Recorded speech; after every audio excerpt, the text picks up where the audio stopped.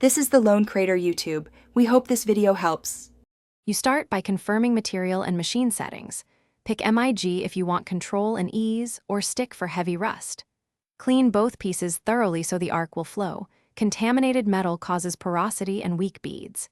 Next, set amperage to match thickness and choose the wire size, then test on scrap.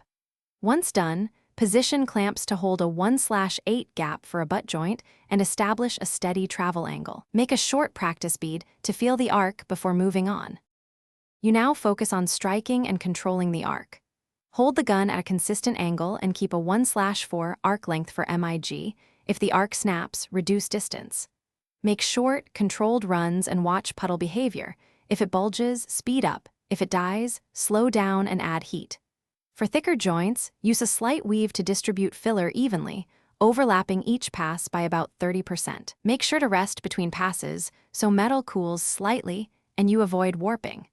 You finish by letting the weld cool naturally, then remove slag or spatter with a chipping hammer and wire brush so you can inspect the bead. Grind only to dress the weld. Avoid overgrinding, which weakens the joint. If you see undercut or poor penetration, increase amperage or slow your travel speed, and if you get porosity, check shielding gas flow and cleanliness. One key troubleshooting tip: if the weld looks noisy and inconsistent, reduce arc length and confirm gas coverage before reworking the joint. Thanks for watching. Consider subscribing if we helped you.